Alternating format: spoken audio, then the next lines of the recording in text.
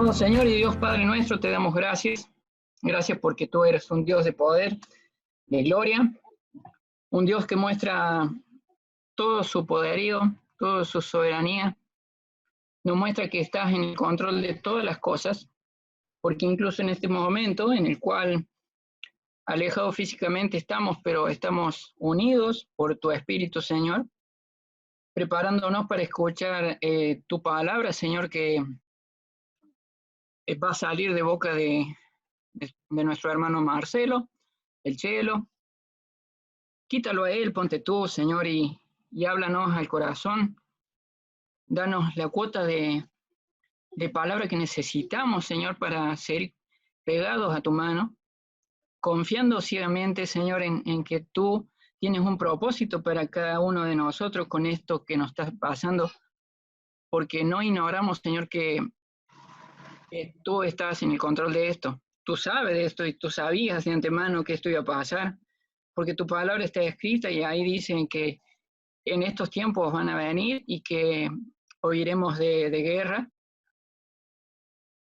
Y estas cosas nos suceden gracias a que tú las has preparado de antemano para nosotros, para que nosotros sigamos confiando en ti, Señor, y dándote la gloria y la honra a ti. Por eso, Señor, en este momento te pedimos que tú nos abra el entendimiento, Señor, que nos abra el corazón para recibir esa palabra que necesitamos, porque somos necesitados de ti, Señor, y acudimos en este tiempo a escucharte. Queremos preparar nuestro corazón y dejarlo libre a tu oído, Señor, para que esta oración que estamos haciendo entre todos, Señor, sea escuchada por ti y guárdanos, Señor. Guárdanos de toda pestilencia. Guárdanos, y aún así, si no fuese que hemos sido tocados en algún momento por la peste, sabemos que limpios estamos delante de ti, Señor, por la sangre que nos limpió Cristo, Señor. Amén. Amado Dios, dejamos todo en tus manos. Acompaña a mi hermano Marcelo, Señor, a que él pueda hablarnos de parte tuya, mi Dios. Sabemos que todo lo preparaste ya de antemano. Lo encomendamos en tu nombre, Señor, que es sobre todo nombre, Cristo Jesús. Amén. Bueno, gloria a Dios. Vamos a ir rápidamente al libro de Mateo, capítulo 3. De paso, saludo a los hermanos que nos saludé, que Dios los bendiga y que la palabra de Dios en esta tarde pueda afectar nuestros corazones de manera poderosa. Así que dice Mateo capítulo 3, hoy vamos a hablar de un personaje muy singular que aparece en los 4 evangelios, y esta predicación, que es de Juan el Bautista, aparece en los 4 evangelios, bien digo, pero es una predicación muy particular porque era en un momento muy crucial en la vida del pueblo de Israel. Y Juan, como dice la Escritura, iba a preparar el camino para el Señor. Y yo le puse a este mensaje el fuego de una voz en el desierto. El fuego de una voz en el desierto, porque eso fue lo que produjo Juan. Encendió los corazones que estaban apagados y trajo un avivamiento a través de su predicación en el desierto de Judea para poder hacer volver al pueblo al corazón de Dios. Ahora miren lo que dice Mateo capítulo 3. Vamos allí. En aquellos días vino Juan el Bautista predicando en el desierto de Judea y diciendo: arrepentíos, porque el reino de los cielos se ha acercado. Pues este es aquel de quien habló el profeta Isaías cuando dijo: voz que clama en el desierto, preparad el camino del Señor, enderezad sus sendas. Y Juan estaba vestido de pelo de camello y tenía un cinto de cuero alrededor de sus lomos, y sus comidas eran langosta y miel silvestre. Y salían a él Jerusalén y toda Judea, y toda la provincia de alrededor del Jordán, y eran bautizados por él en el Jordán, confesando sus pecados. Al ver él que muchos de los fariseos y de los saduceos venían a su bautismo, le decía: generación de víboras, ¿quién os enseñó a huir de la ira venidera? Haced pues frutos dignos de arrepentimiento, y no penséis decir dentro de vosotros mismos: Abraham tenemos por padre, porque yo os digo que Dios puede levantar hijos a Abraham aún de estas piedras. Versículo 10. Y ya también el hacha está puesta en la raíz de los árboles. Por tanto, todo árbol que no da buen fruto es cortado y echado en el fuego. Decía que hubo un hombre llamado Juan el Bautista que comenzó a encender una chispa en el desierto de Judea, una chispa que luego encendería el fuego de una predicación que se centraba en el arrepentimiento y en el reino de los cielos. Cuando uno lee la palabra arrepentimiento aquí en esta parte, la palabra arrepentirse quiere decir cambiar de forma de pensar y actuar en consonancia con ese cambio. Miren, la situación y la realidad que Juan veía en ese momento no es diferente a la que hoy vemos en este tiempo. Juan no estaba buscando solo remordimientos. ¿Saben qué quería? Quería, como dice el versículo 8, frutos dignos de arrepentimiento. Y así como Juan estaba siendo testigo de muchos corazones que venían a él para bautizarse y arrepentirse y confesar sus pecados, él estaba viendo también a otros corazones que estaban endurecidos. Y ahí lo voy a decir y lo voy a mencionar más adelante. Pero el gran drama que veía Juan es el mismo que hoy vemos nosotros y es el que sufre la iglesia de este tiempo. Hay un montón de gente llena de remordimientos, pero no arrepentida. Y todo eso deriva en una conducta y en una espiritualidad superficial. También hay un montón de gente conformada, como dice Romanos 12, que no nos conformemos a este mundo. Hay un montón de gente conformada y no transformada. Han diseñado tal vez un conjunto de valores en el molde de la religión, y han hecho un Dios a su propia medida, como haría un sastre, un traje a tu propia medida y a la mía. Por eso no pueden ser transformados, porque la palabra de Dios es un aderezo en sus vidas. A esto quiero agregar algo más. También hay un montón de gente, viendo este panorama que veía Juan y viendo el panorama que hoy nosotros también podemos observar, que estaba convencida, pero no convertida. Y hay un hecho ahí en Juan capítulo 3, cuando Jesús se encuentra con Nicodemo, que el Señor tiene una conversación en una noche fresca con Nicodemo. Nicodemo fue a escondidas a verlo al Señor Jesús, y el Señor le declara algo, le dice, es necesario que nazcas de nuevo. Y en el versículo 10, ahí del capítulo 3, estaba como confundido Nicodemo, no entendía lo que decía el Señor. Y en el versículo 10, el Señor le dice a Nicodemo, Nicodemo, eres maestro en Israel y no entiendes y no entendía lo que era nacer de nuevo. A Nicodemo le faltaba algo, le faltaba tener un encuentro con el Señor, le faltaba ser tocado por el Espíritu Santo. Es algo que hoy yo y vos tenemos. Esta semana estaba leyendo un libro que se llama ¿Por qué no llega el avivamiento?, escrito por un señor que ya falleció, llamado Leonard Ravenhill, y en una parte de ese libro hay una porción que te quería leer, dice, un sermón nacido de la mente alcanza simplemente a la mente, pero un sermón nacido del corazón alcanza el corazón.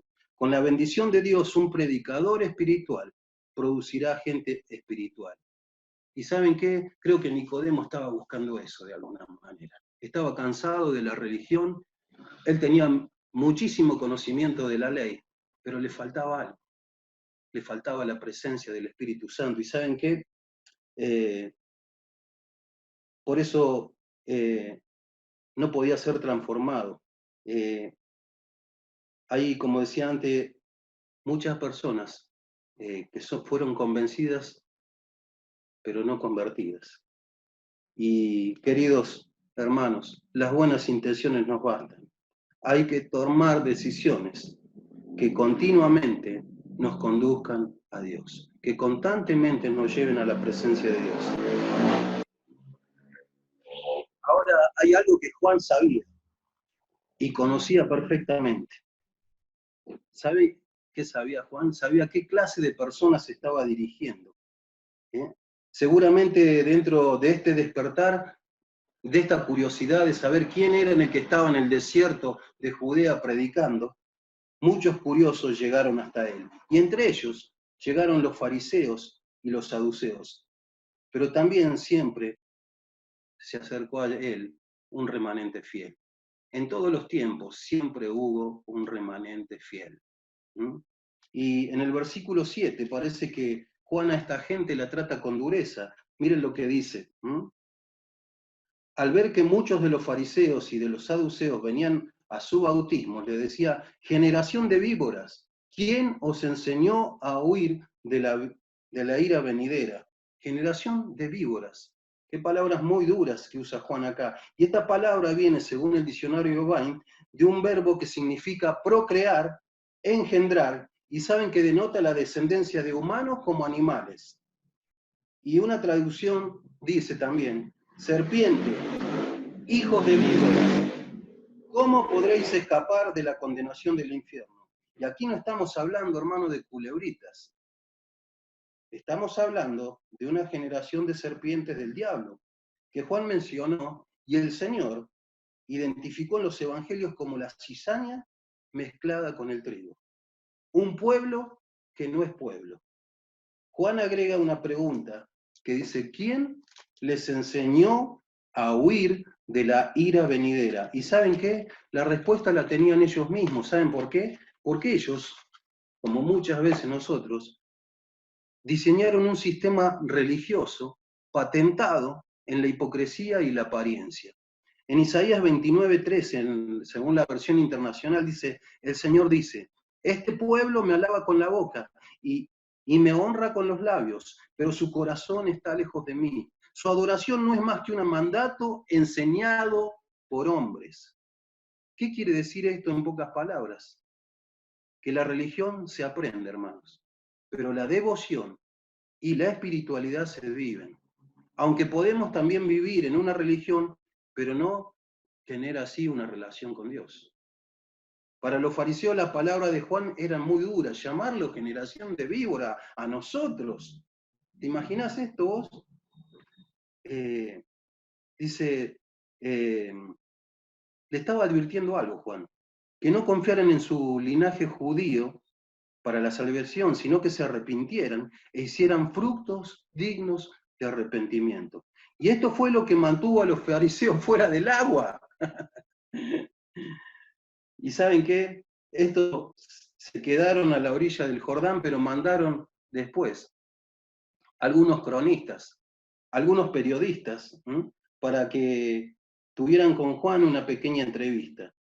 Y estas personas que mandaron este séquito, se convirtieron después en los cronistas de su propia desgracia. ¿Por qué? Juan explicó que su bautismo era con agua, pero que el Mesías vendría y bautizaría con el bautismo espiritual. Juan dejó bien claro que él no estaba estableciendo una nueva religión o buscando exaltarse a sí mismo. Y esto lo podemos apreciar. Vamos a Juan capítulo 1, versículo 22. Juan capítulo 1, versículo 22.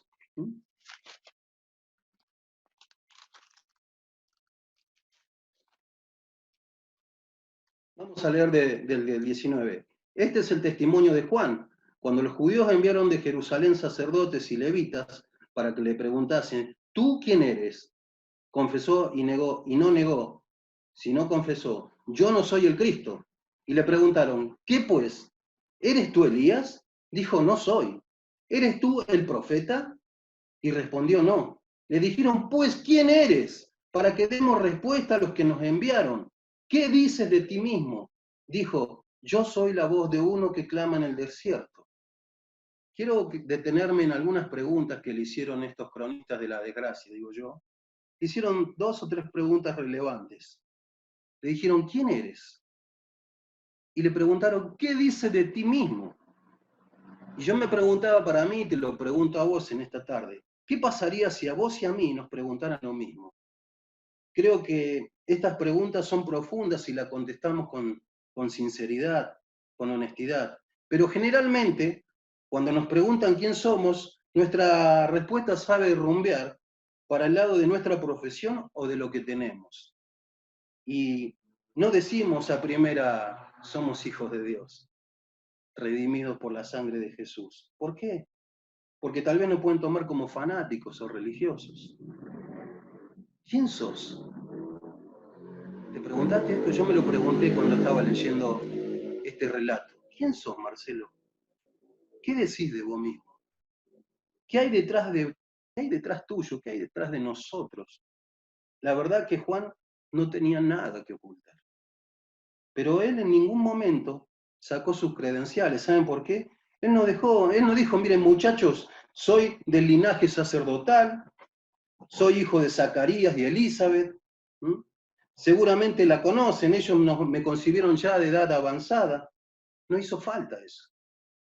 Cuando le preguntan quién es, él dice en el versículo 23, dijo, yo soy la voz de uno que clama en el desierto. Dice, la voz de uno, así que podría haber sido la voz de cualquiera. ¿Mm? La voz de cualquiera. Yo soy la voz de uno que clama en el desierto. ¿Mm? Pero Dios, en su plan soberano, escogió a Juan. 700 años antes, el profeta Isaías profetizó del ministerio de Juan el Bautista. Y ahí está en Isaías 40, versículo 1 al 5, lo que dice de este hombre. ¿Mm? Isaías 40.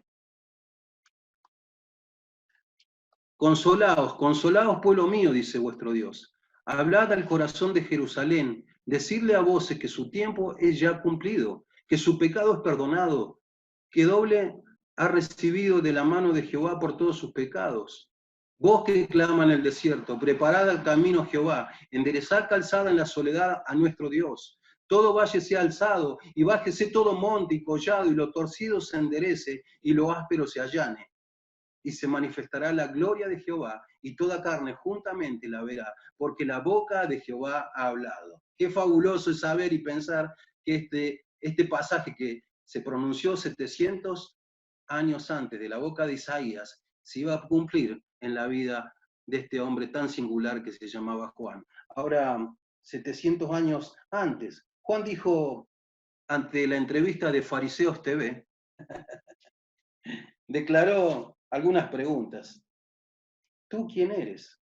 Confesó que no era el Cristo, como dije antes, que no era Elías, que no era un profeta. Juan no dejó nada al azar que él se pueda agarrar para su autoexaltación.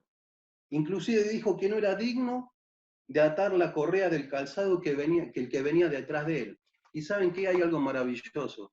¿Cuánto de nosotros, cuánto necesita hoy el pueblo de Dios, cuánto necesitan sus siervos, sus hijas e hijos, este tipo de humildad? Muchas veces somos más conocidos por nuestro orgullo que por nuestra humildad. Te hago la misma pregunta nuevamente. ¿Tú quién eres? ¿Tú quién eres? Una voz, dijo Juan. Yo me preguntaba, ¿nuestras voces hoy están comprometidas con el mismo mensaje de Juan que revela Cristo? ¿De qué estamos hablando hoy? ¿Qué dice tu voz, hermano? Juan era el fuego de una voz en el desierto, porque él comprendió la asignación, la tarea, el propósito que Dios tenía con su vida. Por eso en el versículo 23 dice, como dijo el profeta Isaías, la tenía re clara Juan, hermanos. La voz de Juan era como un trueno en medio de la oscuridad. ¿Por qué había causado tanto revuelo este personaje tan extravagante? Porque, ¿qué veían en él? No había ningún atractivo, él se vestía con pieles de camello.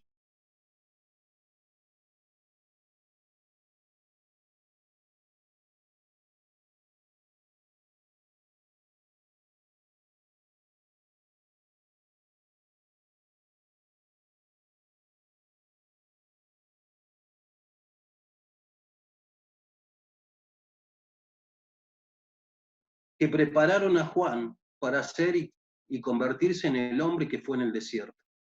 No fue solamente porque el poder del Espíritu Santo estaba en él. Hubo algunas cosas que forjaron el perfil y el carácter de Juan. Mira, vamos a leer del versículo 1, del capítulo 1, el versículo 5 en adelante. Dice, Hubo en los días de Herodes, rey de Judea, un sacerdote llamado Zacarías, este era el padre de Juan, de la clase de Abías. Su mujer era de las hijas de Aarón y se llamaba Elizabeth. Ambos eran justos delante de Dios y andaban irreprensibles en todos los mandamientos y ordenanzas del Señor. Pero no tenían hijo porque Elizabeth era estéril y ambos eran ya de edad avanzada. Aconteció que ejerciendo Zacarías el sacerdocio delante de Dios, según el orden de su clase, conforme a las costumbres del sacerdocio, le tocó en suerte ofrecer el incienso, entrando en el santuario del Señor. Y toda la multitud del pueblo estaba fuera orando a la hora del incienso. Y se apareció un ángel del Señor, puesto en pie a la derecha del altar del incienso, y se turbó Zacarías. Al verle, le sobrecogió temor, pero el ángel le dijo: Zacarías, no temas, porque tu oración ha sido oída, y tu mujer Elizabeth te dará a luz un hijo y llamará su nombre Juan, y tendrá gozo y alegría, y muchos se regocijarán de su nacimiento, porque será grande delante de Dios, no beberá vino ni sidra, y será lleno del Espíritu Santo, aún desde el vientre de su madre, y hará mucho que los hijos de Israel se conviertan al Señor Dios de ellos, e irá delante de él con el espíritu y el poder de Elías, para hacer volver los corazones de los padres a los hijos, y de los rebeldes a la prudencia de los justos, para preparar al Señor un pueblo bien dispuesto. Qué tremendo este relato. Quiero sacarte 4 cosas de este relato para que entiendas cómo se forjó el carácter de este hombre antes de que vaya al desierto a cumplir con su ministerio. Primero, lo primero que podemos ver acá, que Juan creció en un ambiente espiritual. Dice que sus padres eran justos, piadosos, que guardaban los mandamientos y las ordenanzas del Señor. Juan creció en el mismo ambiente que creció Timoteo. A la vez que Timoteo no tenía su padre porque su padre era griego, era inconverso, pero tenía una madre y una abuela piadosa. Fíjate lo que dice Segunda de Timoteo, capítulo 2. Segunda de Timoteo, capítulo 2, versículo 5. Segunda de Timoteo 1, 5. Dice la palabra de Dios. Cuando Pablo oraba por Timoteo, traía a memoria esto. Trayendo a memoria, dice, a la memoria, dice el versículo 5 de 2 de Timoteo 1, 5, dice, trayendo a la memoria la fe no fingida que hay en ti, la cual habitó primero en tu abuela Loida y en tu madre Eunice, y estoy seguro que en ti también. Dice el capítulo 3, versículo 15, le dice Pablo también a Timoteo, ¿qué era lo que había forjado el carácter de Timoteo? Era lo mismo que había forjado el carácter de Juan el Bautista, y que desde la niñez has sabido las sagradas escrituras, las cuales te pueden hacer sabio para la salvación por la fe que es en Cristo Jesús. Qué gran tarea que tenemos los padres, o que tienen los padres que están criando hijos. Fíjense, Juan creció en un ambiente espiritual igual que Timoteo, pero también tuvieron, en el caso de Juan, padres que tenían un buen testimonio. Andaban irrepresibles, o sea que no tenían, esa palabra quiere decir no tenían manija, no tenían de dónde agarrarse, no tenían de decir, tus padres son así.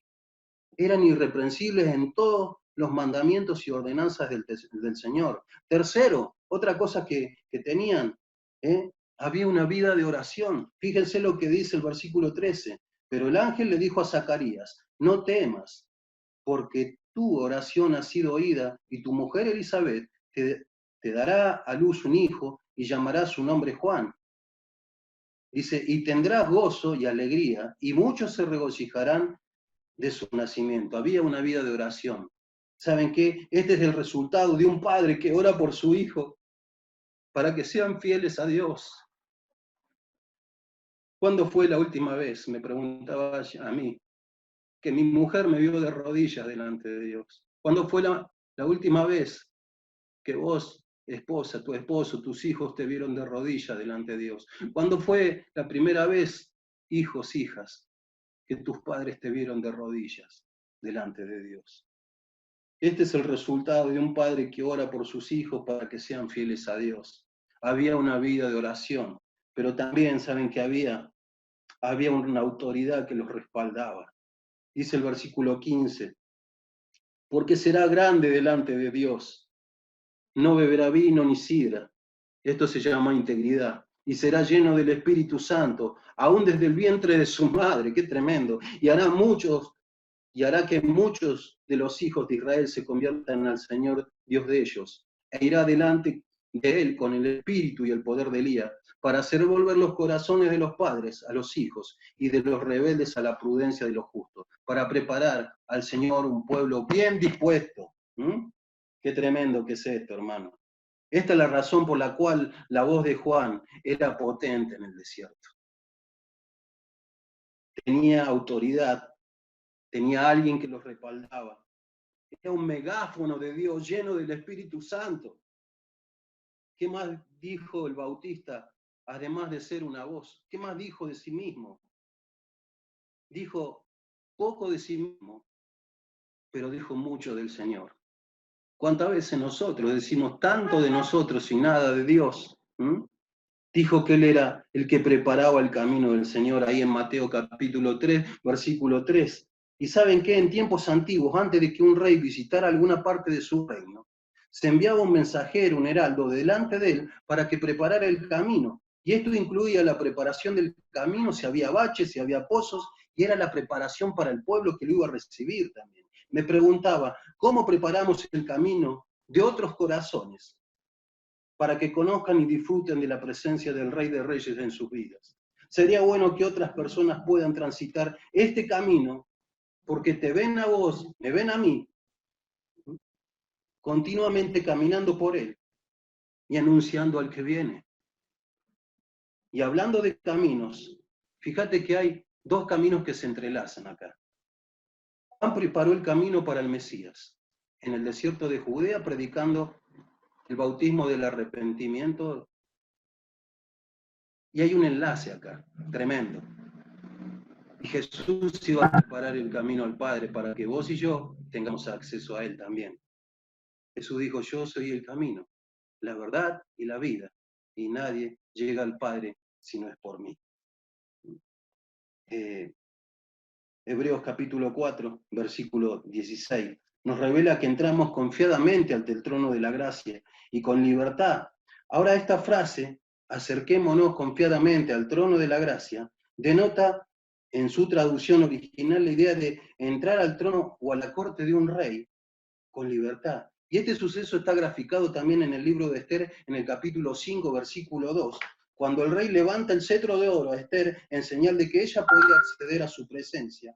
Y Esther, en confirmación, toca el cetro de oro para poder entrar a la presencia del rey. Nosotros podemos acceder hoy a la presencia de Dios por Jesucristo. Hebreos capítulo 10, versículo 19 al 23. Miren lo que dice, hermano.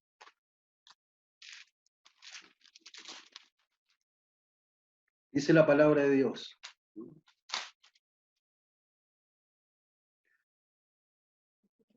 Así que, hermanos, teniendo libertad para entrar al lugar santísimo por la sangre de Jesucristo, por el camino nuevo y vivo que Él nos abrió a través del velo, esto es, de su carne, y teniendo un gran sacerdote sobre la casa de Dios, acerquémonos con sincero corazón, o con corazón sincero, en plena certidumbre de fe, purificados los corazones de mala conciencia y lavados los cuerpos con agua pura. Mantengámonos firmes, sin fluctuar, la profesión de nuestra esperanza, porque fiel es el que prometió. Y considerémonos unos a otros para estimularnos al amor y a las buenas obras, no dejando de congregarnos como algunos tienen por costumbre, sino exhortando y tanto más, cuando veis que aquel día llega. Ahora Jesús abrió un camino nuevo, nos invita con libertad a entrar por él, y te pregunto algo para ir terminando con esto. ¿Tiene Jesús, el Rey de Reyes, la misma libertad para transitar por el camino de tu corazón a todo momento? ¿Tiene acceso restringido el Señor? El Señor no está en cuarentena. Este es un tiempo para hablar con Él. Este es un tiempo para acercarnos a Él con un corazón rendido y humillado. Si tenemos libertad para entrar al trono de la gracia cuando nosotros lo necesitamos, que Jesús pueda tener la misma libertad para ceder a nuestros corazones cuando Él lo disponga. Que Dios te bendiga en esta tarde. Vamos a orar. Padre, gracias te damos por tu palabra. Queremos agradecerte por la libertad que nos has dado en Cristo, Señor. Pero también queremos pedirte que tú tengas la misma libertad para trabajar y operar y cambiar y transformar nuestros corazones, Dios. Ayúdanos, Señor, porque somos débiles, porque muchas veces nos caemos, porque muchas veces te fallamos. Hoy volvemos nuestro corazón a ti como volvía el pueblo cuando escuchaba la predicación de Juan en el desierto. Hoy volvemos nuestra vida a ti, Señor, y te pedimos que nos ayudes. Queremos pedirte que si hoy vienes, Señor, nuestro corazón pueda estar cerca tuyo, Señor. Nuestros corazones puedan estar quebrantados por el Espíritu Santo continuamente y puedan estar en la búsqueda intensa de tu persona, Dios. Ayúdanos, Señor, a reconocerte en todos nuestros caminos, a reconocerte en nuestros pensamientos, en nuestras actitudes y a dejar que tú, Señor, seas Dios en nuestras vidas. Te lo pedimos en el nombre de Jesús. Amén, Señor. Dios bendiga su palabra, hermanos. Y espero que como me ha afectado esta palabra a mí, pueda afectar tu corazón también. Bueno, gracias Chelo por compartir esta palabra y siempre el Señor tiene algo para cada uno de nosotros. Ahora tenemos que nosotros tener abiertos los oídos y abierto el corazón también para recibir la palabra y que se produzcan cambios en nuestras vidas.